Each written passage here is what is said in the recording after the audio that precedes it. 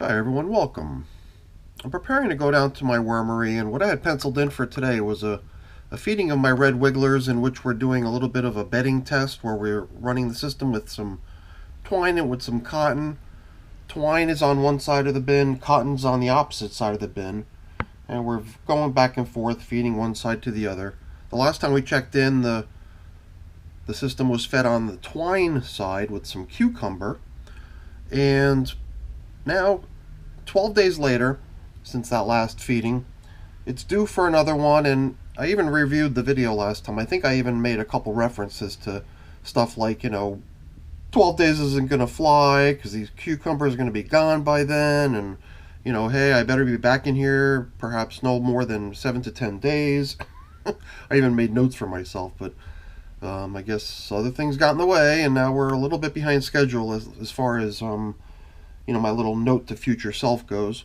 So we didn't pull off the 7 to 10. It's 12 days. It was 12 days between feedings last time, too. So I don't know. We might get surprised. There might be leftover cucumbers in here still. But I think they're due for a little bit of a check-in and a little bit of a refreshment of their food supply. So let's head on down to the wormery now and get that taken care of. So here's the bin that we're going to be feeding the... there it is. The side of the bin that got fed last time is marked with the coffee filter, as you can see over there. It's quite a depression. There's also a bunch of flying insects in here. Might have to get my diatomaceous earth out again. So I'm excited about today's feeding. So part of what they're getting is over here. It's frozen. It's parsnip. It's kind of like that white carrot. And here's the very butt end of it where the leaves were, right before you get into the more tapered off end of it. So that's the very tippy top of the plant. All the rest is just, shreds of its peel. But this is kind of a first here for me. This is pulverized sunflower seeds, pulverized pumpkin seeds, pulverized oats, pulverized buckwheat. There's cornmeal in here. So it's quite the mix of foods. A good bite-sized meal for the worms, and, high energy, high nutrition, So I'm excited about breaking this stuff loose on the worms finally, after some fun testing that I did to see which of the materials they're going to eat quickly, which materials are going to linger and take longer. It did seem to me like the buckwheat was the most popular item, and it also seemed to me like maybe oats or cornmeal might have taken the longest. I'm not certain. You see some of the this green color on the paper is mold, I believe, and I thought that this piece of paper had been adhering to a chunk of the old leftovers that were on the side of the bin that we're going to be feeding. And the feeding is going to go to the cotton side, if I'm remembering correctly, because over here we've got cotton socks. Here's the end of one of them. There's also a piece of cotton beach towel. And I can, oddly enough, smell the citrus on this. It's probably orange. And I was able to see a good bit of the mold on it too. I think there was also some cantaloupe rinds showing up down on this side as leftovers from its previous feeding, which goes back 24 days now, because it had been 12 days that we had let this sit before we came back in here to put the cucumber in. And we did look around and we found a variety of different leftovers, but we did sort of predict that by the next time we check in here there'd probably not be much. So the citrus peel was a little bit of a surprise. Here's a little chunk of the rind of the cantaloupe. It's paper thin, you could see right through it. It's very fragile. It was stuck to this piece of cotton beach towel.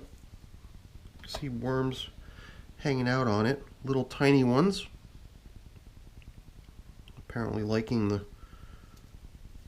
surface as just something to be on. That's cool. Looks to me like we've got the stem of a banana peel here, and I believe last time we checked in here it was also observed that the banana peel was still pretty intact. So I'm wondering what it looks like now. That would be a coffee filter right there, I believe. This might be a part of the banana peel, and it's extremely weathered now, 12 days later. Last time we checked in, it was all still holding together. We've already bumped into a small fragment of it as well as its stem. So it's being worked quite nicely down by the worms. But you know what? Let's let these worms sort of react to our disturbance here, and hopefully some of them will kind of skedaddle, because then we'll come back in here and we'll apply some food. I can smell the orange again. But before we do that, I'm just curious to see how these cucumbers are holding out here. Oh boy, this is weird. Very dry over here. We had bubble wrap covering the top, but bubble wrap, you know, has a lot of airflow beneath it, and it's not a full cover. So it does feel like stuff is dried out here a little bit. The cucumber I assumed would bring a good amount of moisture with it because it was all frozen. There was a lot of frozen material jumbled up with it. It was a lot of frost that had collected in the bag that the cucumber was in. So down here we're seeing some of the twine that's been placed in here as the bedding for the worms. Underneath it, I'm seeing a good collection of castings starting to develop. And I don't know if what we're seeing here might be, yeah, I think so, little bits of the cucumber peel. Oh, here's some of the seeds out of the cucumber. So they've pretty much gobbled up all of the really soft part of the cucumber, it would seem. But there's still remnants of its skin remaining and seeds. Maybe by the next time we come in here, we're going to have little seedlings popping out of here, little cucumber plants. I wouldn't be surprised. You see that all the time. But this isn't the side that we're feeding on. I was just curious to see how 12 days of progress on the cucumber feeding is holding up, and it's getting there pretty quickly. There's not much left for them to work on this side. So maybe the other thing we could do is submerge some of this dry stuff that we found out on the surface, because it is pretty damp down there. Maybe this will help moisten it up a little bit. So I'm trying my best not to tear away at any of these bedding materials that we're using, because this twine, for example, sat outside my yard for a good 2 years, you know, just getting pounded by the sun, broken down, because the UV light really does a number on certain materials. If the material's not designed to resist ultraviolet light, it'll get beaten up, you know, it'll pretty much get deteriorated over time by the onslaught of the sun's rays. And that's exactly what happened to that twine, and that's also exactly what happened to the towel that you see in here. The towel was also sort of left perched out on the windowsill in a window that just never really gets used, or was never used for the longest time. It's used a little bit more now, more recently, but for a while there was just this towel resting in that windowsill for whatever reason, for years.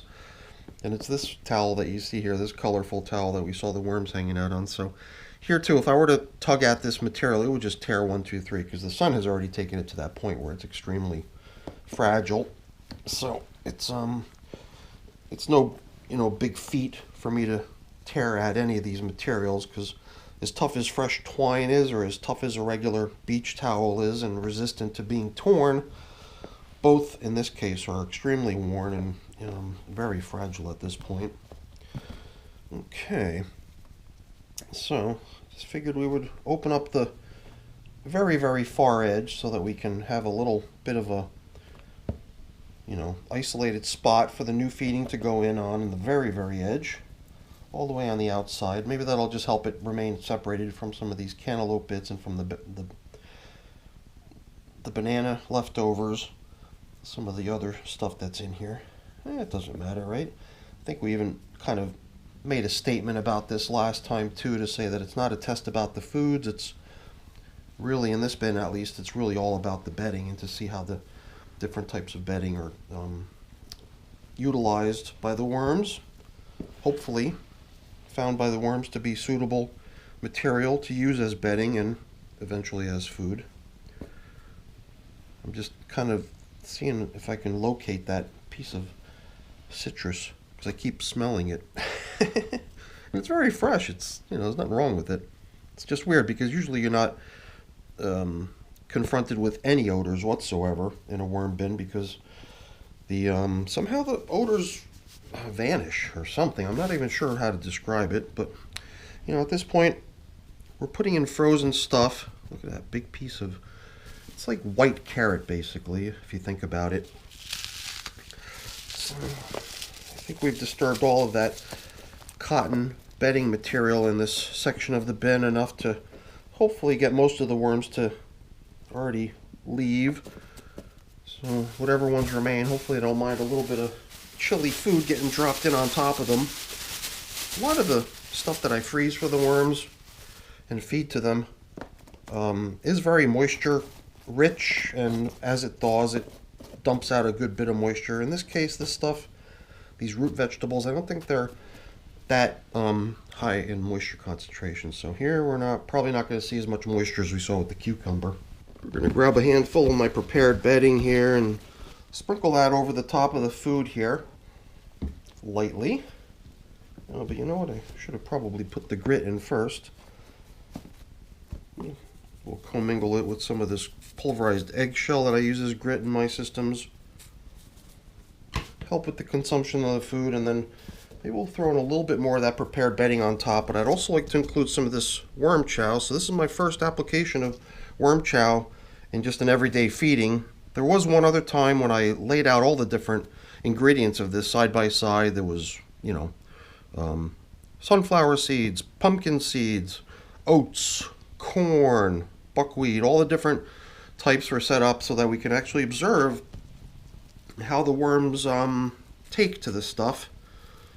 And I don't want to explain what happened there, but I can link to it at the top of the screen, so if you know, you wanted to check it out, you could. And it is interesting to see, you know, over the course of time how the worms gradually break down the material. And it's my guess that here too they're going to do the same. They're going to love it and they're going to gobble it all right up. So that peanut butter jar that I've got, it's almost full. This is only a small fraction of the stuff that I've already pulverized, so I got a good amount of this stuff. I just tried to put it in here in, you know, somewhat realistic proportions, so it wasn't dominated by any one particular material. It is a good mix of it, all of it together. So I'll be curious to see how the worms like it. Hopefully they do. I think they will. I think they're going to enjoy it. And geez, you know, I'm starting to wonder, do we want to add moisture? It might not be a bad idea. Let me grab my bottle. Okay, my spray bottle's all pumped up and ready to go. So it's got a lot of pressure. It dispenses a lot of water really quickly. I don't think we need to go too crazy with this stuff, but you know, dry food, almost dry bedding. My bedding is usually stored a little bit damp, but it's not that damp, so adding moisture to it certainly doesn't hurt. And if there's excess, then we know that there's a whole bunch of cloth at the bottom that could suck it right up, right? Cotton towel, cotton socks. So I feel like I've already gone overboard. I just sort of realized how much I was dispensing there. So whatever, the worms aren't going to complain. The worms love the moisture, so hopefully that'll become even more of a reason to, you know, for the worms to sense that there's like a cool spot in the bin to go hang out at that's laden with fresh moisture and even has some fresh food in it. So yeah, you know, do we make a prediction on how long this last feeding is going to last, or how soon we should be back in here? I think I'll just leave my notes the way they are, suggesting perhaps another check-in in about 7 to 10 days. And if it slips a little bit, it's not the end of the world. The worms will be fine. That's the one nice thing about keeping worms. They're super resilient, very flexible. So that's it for the video. Before I go, let me just really quickly say thank you. Thank you for joining me. Hopefully you enjoyed it. If you did, please, as always, don't forget to leave me a quick thumbs up before you go. And if you haven't done so already, please also consider subscribing to the channel. All right, everyone, have a great day. Thanks for watching. Bye now.